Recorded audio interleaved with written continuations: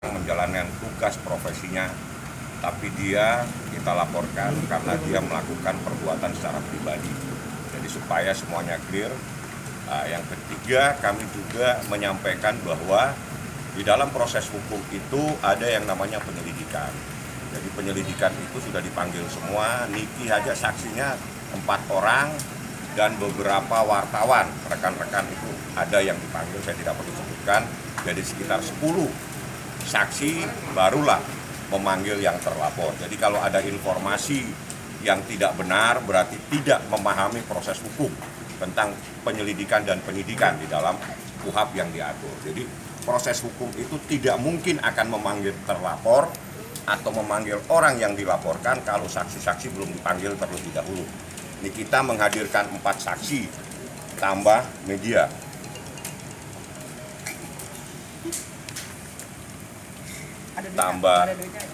Tambah media, ada beberapa rekan media dipanggil, dimintain keterangan dan semuanya hadir sehingga langkah selanjutnya memanggil yang dilaporkan. Jadi keliru kalau ada ketidakmengertian tentang proses hukum di dalam kasus ini.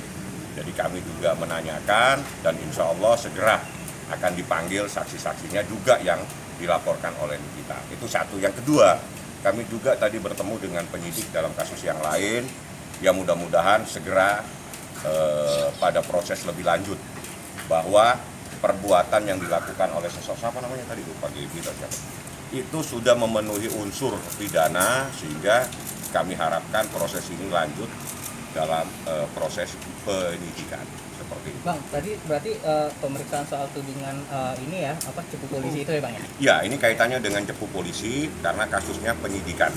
Kalau sudah penyidikan itu berarti perbuatan pidananya sudah ada, sudah terpenuhi. Sehingga dalam rangka untuk mencari siapa yang bertanggung jawab atas perbuatan itu, yang dilaporkan harus dipanggil.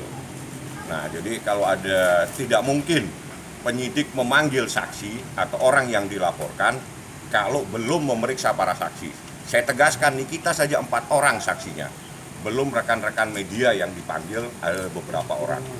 Kami juga tadi tanya dan semuanya udah jelas bahwa proses ini berjalan sesuai dengan KUHP. Kalau tidak bisa baca aja KUHP-nya, biar ngerti apa itu penyelidikan, apa penyidikan, supaya tidak memberikan informasi yang sesat kepada masyarakat. Ya. Niki tadi kenapa mengumpat Niki? Ngumpet apa sih?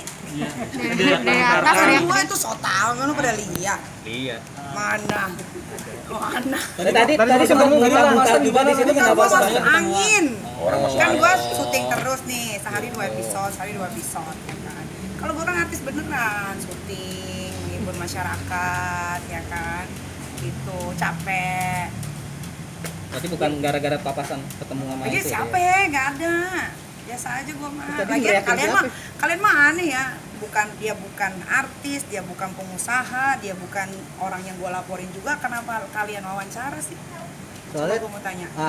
Lu dilaporin ke polisi atas bukan Dua minggu Gua penyimpangan mah uang bayi kalau tadi. gua kesini 2 minggu yang nanyain lalu. tentang si nenek peot, bukan soal dia. Kalau dia mau ngelaporin siapa terserah aja. Berarti belum tahu nih soal laporan lu dilaporin lagi sama dia. Aduh paling nggak jalan say, udah deh.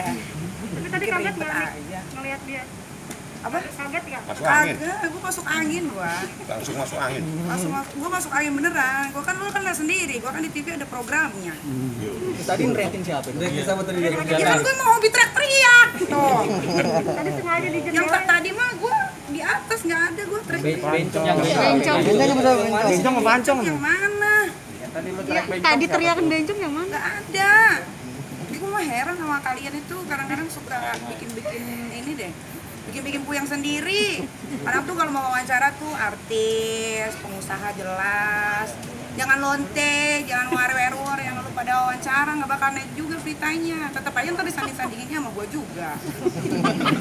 Ya kan? Ditanyain apa aja? Oke, di atas. Tadi di atas begini. Gue di atas merokok aja gue.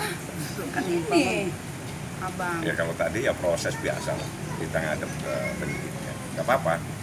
Jadi kita sampaikan surat juga secara tegas, kita sampaikan bahwa Yang kita laporkan, secara kami tegaskan, yang kami laporkan adalah pribadi, bukan seseorang yang menjalankan tugas profesinya. Jadi supaya clear semua, kalau dia menjalankan tugas profesi, saya yang pertama kali akan melarang Nikita untuk melaporkan. Tapi karena dia tidak dalam menjalankan tugas profesi, artinya apa yang diperbuat adalah perbuatan pribadi, sehingga kita laporkan dia di kepolisian. Memberikan efek jelas terhadap Ya kalau dalam proses pidana memang efek jera itulah yang memang di dalam salah satu azasnya. Jadi efek jera bisa juga dalam bentuk hukuman. Tapi yang terpenting bahwa janganlah semudah itu untuk memberikan sebuah pernyataan-pernyataan yang merugikan orang lain kalau Anda tidak tahu sama sekali persoalan, supaya jangan sampai berimbas dilaporkan oleh